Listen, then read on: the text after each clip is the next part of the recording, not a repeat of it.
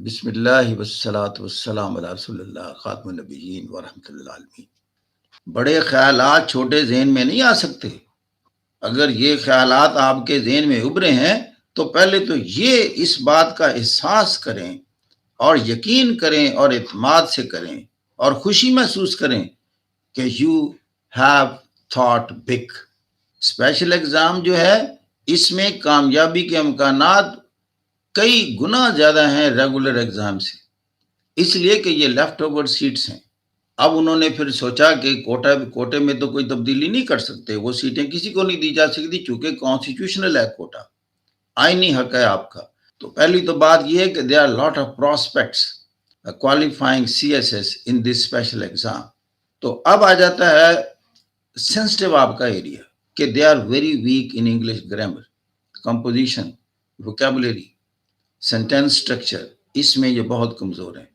دیکھیں ہم ایگزامینر بھی رہے ہیں، میں اپنے تمام تجربات کو سامنے رکھ کر آپ کو یہ مشورہ دے رہا ہوں۔ یو فوکس فرسٹ 15 days صرف گرامر کو دیکھیں۔ گرامر میں کیا ہے، پورے 12 ٹینس آپ کو ازبر ہونے چاہیے، آپ کی ٹینس کی غلطی نہیں ہونی چاہیے، اور میٹرک کی کتاب میں یہ موجود ہے، میں ہمیشہ کہتا ہوں۔ پھر آتا ہے کہ آپ کا ایک مسئلہ ہوتا ہے کہ ایک پیراگراف کا پریسی بنانا۔ یہ پریسی میں دیکھیں بس 20 مارکس ہیں آپ کے، اس کی میں بتا رہا ہوں ڈیلی پریکٹس ہو سکتی ہے۔ جو کچھ بھی آپ پڑھیں، آپشنل پڑھیں، کمپلسری پڑھیں، آپ نے ایک چیپٹر پڑھا یا آپ نے کسی کوشچن کا مکمل آنسر پڑھا، now you make a brief of that in writing on a page. جتنے اس نے پوائنٹس پیش کیے ہیں، اب آپ ایک پیج پر سارے لکھ دینے آپ نے۔ جب آپ نے لکھ دیے اور اس کے آپ کی جو ووکیبلری وہاں سے اٹھائی ہے سب کے سپیلنگ درست ہیں، اب آپ نے اپنے مائنڈ کو، قلم کو، ہاتھ کو سکھا دیا کہ ایگزامینیشن ہال میں یہی کام کرنا ہے آپ نے۔ ٹریننگ کا، پریکٹس کا، سکل ڈیولپمنٹ کا کانسیپٹ یہ ہے کہ الٹیمیٹلی یا فائنلی جہاں آپ ایویلویٹ ہونے ہیں، آپ کی پرفارمنس دیکھی جانی ہے، اسی طرح کے ماحول سے پہلے آپ مکمل گزرے ہیں کہ نہیں گزرے۔ پوائنٹ یہ ہے کہ جو کچھ پڑھا آپ نے فائنلی اس کو لکھ دیا، اب کہتے ہیں آپ نے وہ چیپٹر تیار کر لیا، وہ کوشچن تیار کر لیا، آپ نے دوسرے لفظوں میں پڑھ لیا۔ تو آپ کا 2 کام ہوئے، ایک تو آپ کے سارے سبجیکٹ تیار ہو گئے اور آپ کو پریسی بنانا آ گیا۔ اب آ جاتا ہے کہ جی کوئی شارٹ کٹ بتائیں، کچھ کرنٹ افیئر، پاکستان افیئر، جیسے میرے سبجیکٹ تو ہے انگلش ایسے ہے، کرنٹ افیئر ہے، پاکستان افیئر ہے، اسلامیات ہے۔ ان کی تو 4 کی میں پوری تیاری پورا اس کو میں اون کرتا ہوں، تیاری کرا دیتا ہوں۔ یہ میں 11 ٹاپک آپ کو بتانے لگا ہوں، یعنی 11 ایریاز ہیں، ان کو آپ نے ضرور تیار کرنا ہے۔ یہ سمجھیں اگر 11 تیار، انہی میں سے آپ کا ایسے بھی تیار ہو جائے گا، میکسیمم کرنٹ افیئر کا پورشن بھی تیار ہو جائے گا، اور پاکستان افیئر کے بھی 2-3 سوال آپ کے تیار ہو جائیں گے۔ 11 ٹاپکس ہیں، کوئی مسئلہ نہیں ہے۔ اس میں پاکستان اکانومی، پاکستان کا سب سے بڑا کرائسس اس وقت اس کا اکنامک کرائسس ہے، اور اس کو تھوڑا سا ورڈ اکنامک ریسیشن سے بھی لنک کریں۔ پاکستان کی اکانومی ٹھیک ہے، ہمارے انڈیجنس ایشوز تو ہیں، لیکن ایک گلوبل امپیکٹس بھی ہیں، جیسے آئل پرائس ہائیک ہوئی ہے، اس کا تو امریکہ کی اکانومی پر اور انفلیشن پر اثر ہوا، وہاں گیسولین کی قیمتیں بڑھی ہیں۔ تو پاکستان کی economy, the ailing economy and the remedial measures keeping in view the constraints of Pakistan, this is one subject۔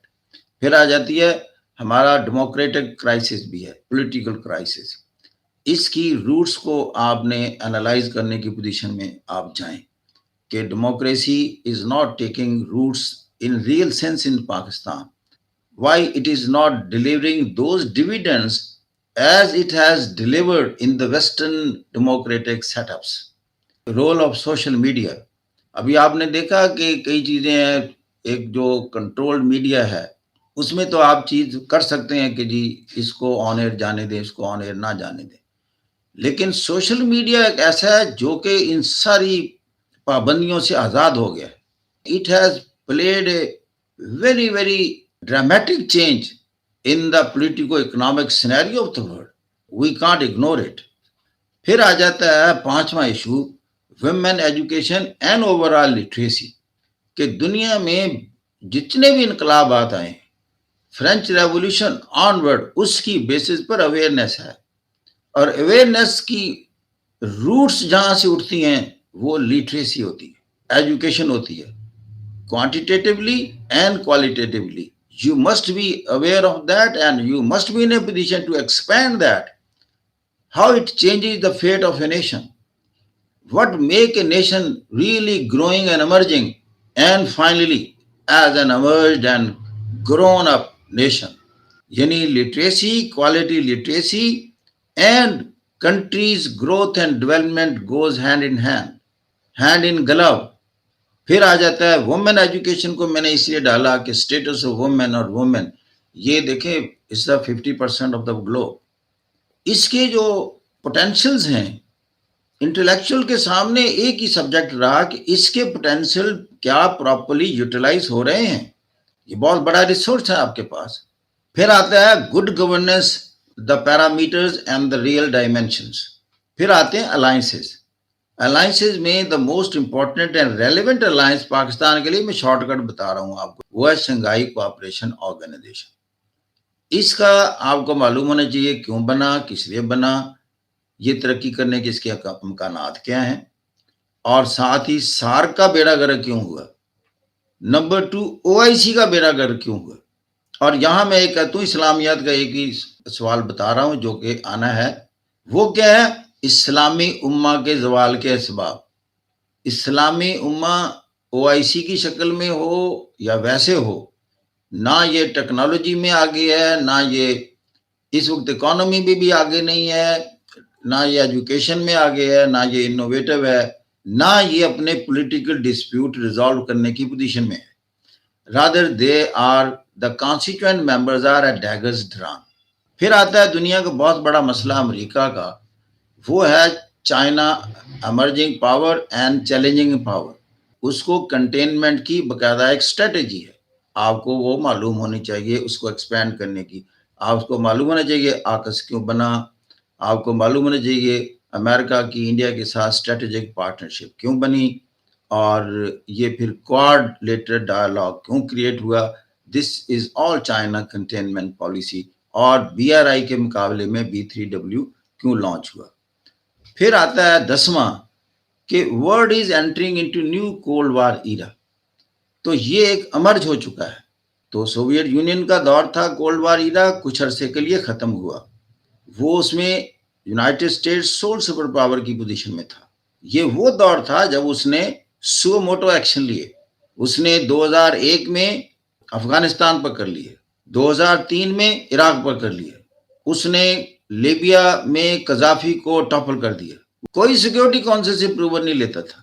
اب یہ پھر 2010 کے بعد تبدیلی آتی ہے. یہ میں ایک ڈیوائڈنگ لائن آپ کو بتا رہا ہوں کہ جب دنیا ملٹی پولیرٹی میں صحیح معنی میں داخل ہوتی ہے. اس لیے کہ یہ وہ 2010 کی فگر میں اس لیے کہہ رہا ہوں کہ یہ وہ وقت تھا جب چائنا دنیا کی دوسری بڑی اکنامک پاور ڈکلیئر ہو گیا آفٹر پشنگ بیک جاپان. یہاں پھر امریکہ کو پتا چلا کہ اب مجھے چیلنج یہ کرے گا کنٹری. اور اس کے بعد پھر رشیا بھی اپنی گیس اور تیل بیچنے سے طاقت پکڑ گیا اور دنیا کے معاملات میں اس نے اپنا ایک رول شروع کر دیا. اور سب سے پہلے اس کا جو رول شروع ہوا وہ سیریا میں ہوا. اس نے بتایا کہ میں اب ایک پاور ہوں، فزیکلی انٹر ہو گیا. پھر اس نے یوکرین میں کرائمیا پر جب قبضہ کیا اس وقت اس نے بتایا کہ میں پاور نہ ہو. پھر تھرڈ اس نے یوکرین پر اٹیک ہی کر دیا. اور آخری 11واں پوائنٹ جو ہے وہ ہے کلائمیٹ چینج، اور یہ بہت بڑا چیلنج اور تھریٹ ہے. پھر آ جاتا ہے جی آپشنل. اس میں 10 سال کے پیپر دیکھیں، آپشنل میں کوئی نئی چیز نہیں آتی. تو آپ دیکھیں کہ کس طرح کے ٹاپک سے ریلیٹڈ زیادہ سوال آ رہے ہیں، اسی چیپٹر کو اٹھا لیں. میرا ذہن سجیشن یہ ہے کہ آپ 10 سوال تیار کریں ایک سبجیکٹ کے. فائنل جو ورڈ میرا ہے، whatever you study make a brief of the same. Study a lot, write a lot. میں ریپیٹ کرتا ہوں اپنے یہ sentences. Whatever you study make a brief of that on daily basis before going to bed. If you have not done that, it means you have not studied and prepared. So study a lot and try to write a lot, and then speak a lot on those topics. Okay?